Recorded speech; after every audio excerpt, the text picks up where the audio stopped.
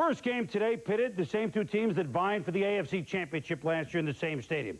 Last year, of course, well documented, the Indianapolis Colts. Almost Cinderella if the Hail Mary from Harbaugh to Bailey had ricocheted and he'd held on to it. It would have been a very tough catch. Would have been the Colts going to the Super Bowl and not the Pittsburgh Steelers.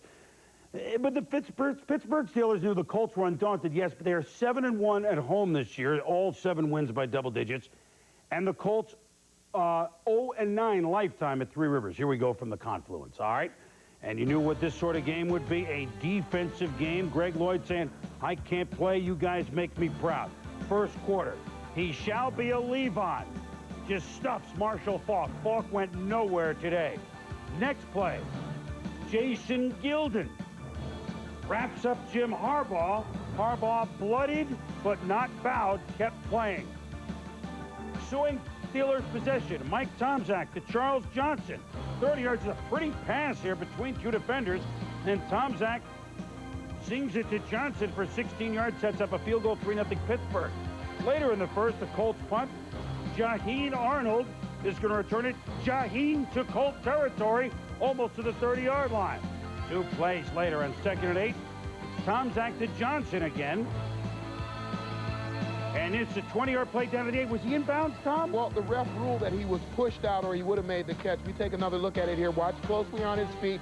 He's going to get both feet in anyway. That's great concentration on the ball. Great job of keeping his feet in bounds. As the Steelers do inside the 10, they put Tomczak out, Cordell Stewart in.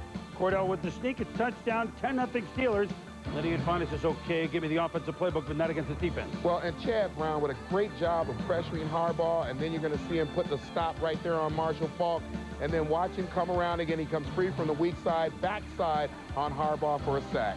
Still the first quarter, the Pittsburgh running game, Jerome Bettis, 80% on the ankle, looked 100% here, 12 yards.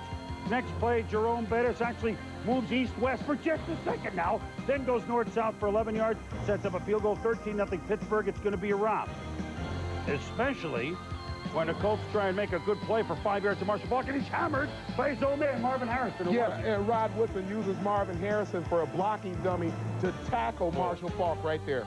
But the Colts defense gets them back in the game.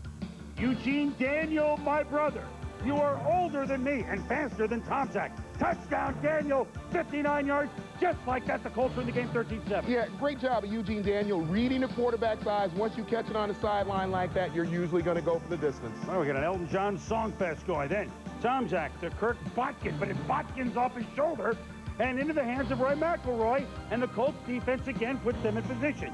Jim Harbaugh says, okay, I'm going to go right over Rod Woodson to starving Marvin Harrison, 48 yards. 3 plays later, Harbaugh to Bailey. Yeah, there's the Aaron Bailey from Louisville. 14-13, the Colts at the half. My goodness, they had the Steelers sweating. But in the third quarter, hop on the bus, Gus, or in this case, Jerome Bettis, 19 yards to the Colts 35-yard line. Then, 2 plays later. All right, let's put it on the bus again. The bus, 6 yards to the Colts 6. Inside the 10, Tomczak out, Stewart in. Stewart, well, what's he going to do? Let's hand it to the bus. Yeah, let's give it to the bus. And off left tackle, touchdown, 19-14, Steelers back in front. You go for 2. So Tomczak comes in. The pass to Hastings is incomplete, but pass interference on Eugene Daniel. So I don't know if they go to the 1, so Cordell Stewart comes in. Give it to shuttling quarterback, and he hits John Farquhar for a 2-point conversion, and it's 21-4. Look at the Steelers had the ball for all but 2 minutes of the third quarter. Next, Colt possession, 3rd and 3. Harbaugh, the pitch to Faulk. Cardell Lake is all over it and falls on the football. Lindy says, wait a minute, he was offside. It appeared that he was offside, but look at the line right down there, the line of scrimmage. He held up just in time. I thought it was a good play by Lake. Then, a tough call, but a big play in the game with the Steelers up just 7. Cordell Stewart, now they've added a touchdown by Bettis, make 28-14. Look at Cordell on this draw play. And Mike Thompson says, man, are you kidding me? Cordell says, this is fun. He shall be a leave-on, says he shall be pretty good. And then John Slim Whitman, the rookie from Penn State, go all the way. Now the route is on 35-14. Problems with protection right there. Marshall Faulk kind of missed Chad Brown. Thought he had the block to the other side. But look at the tenaciousness of Chad Brown. Runs by Harbaugh the first time, then comes back around the backside for the sack. then. You want to see Cordell Stewart and why they want to work him in more on the offense, not so much to replace Tom Zach, but to do this. Is this Cordell Stewart, Tom, or is this Harry Houdini? There are 4 Colts, no Steelers, and Cordell turns it into 20 yards. Then, from the 5. Nope, you're not going here. You're not going there. Oh, yes, I am. Touchdown. Ray McElroy nailed him. Bill Cowher says, no.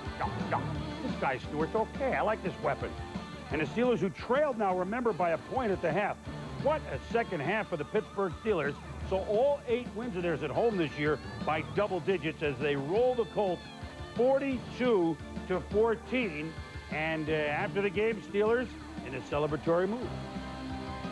We finally able to establish the line of scrimmage again in the third quarter. The first drive was the epitome of what this team's all about. Just taking charge, putting a chip on your shoulder, and getting after people. For 9 minutes on the defense, that's torture. So, we just enjoyed it. I mean, we enjoyed just beating people up. I think at halftime, we knew that we needed to run the football and establish the run and just to control the line of scrimmage. That was our big thing coming to the game, and we felt we didn't do enough of it in the first half. The mind is a powerful thing, because if you look at that first half and you look at the energy we came out with and the execution and the emotion, and now you go out in the second half and you're down by 1 point, why shouldn't it be any different? I feel badly for those players in there, but, like I told them, I still believe that we belonged in this thing.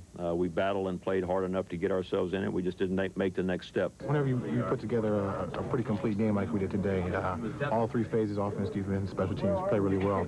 It gives you us a really good sense of confidence, and gives our opponent a lot to prepare for next week. Well, Tommy, look at all the numbers. I mean, the 42-14 on the scoreboard, most impressive yards, 407 to 146. First downs, 24 to 8. I mean, you keep going. Pittsburgh's a very basic team. We beat you with our front 7 in defense. We beat you with our front line on offense, and both were working today. Yeah, and certainly the defensive part of the game plan worked perfectly today. They wanted to shut down the run. They did that in the form of shutting down Marshall Faulk. And then the athleticism of the linebackers took over. Chad Brown from the weak side, Jason Gilden from down underneath on the strong side. And you have a guy in Levon Kirkland who's very unique. He can run 25, 30 yards down the field with tight ends, puts a lot of pressure on the quarterback to find other people to beat him. And today Harbaugh couldn't do it. That kind of pressure brought mistakes to bear from Harbaugh's hands. You saw the number. Now, this is a team, Tommy, that was down by a point at halftime. And you control the ball 13 minutes of the 15 minutes in the third quarter. They ran for 231 yards. Jerome Bettis, boy, what a perfect fit in Pittsburgh. What a perfect fit. He's not unique. He just does it better than most backs do. When you give him the ball, and I think it's a perfect game plan from Coach Cowher, north-south, you want to give him the ball so that he can be quick in and out of the hole.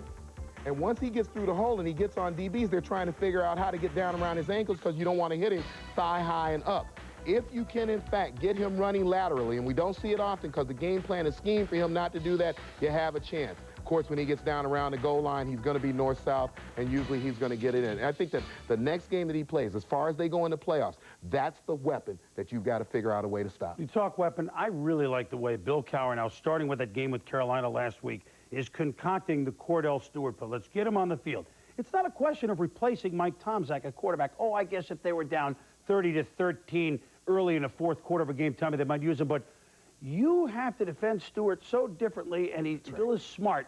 He's using all the weapons he has at different times, so the defense can never get set. By the way, with Don Shula now out of coaching, Bill Cowher, most impressive jaw in coaching in the National Football League. His team played impressively today. As we go inside the numbers, this is a team, by the way, that held the Colts to 22 yards in the second half total offense. Rushing, we told you the Steelers had 251 yards. Bettis at $102, Cordell at 48, Slim Whitman at 48. The Colts as a whole had 41 yards rushing.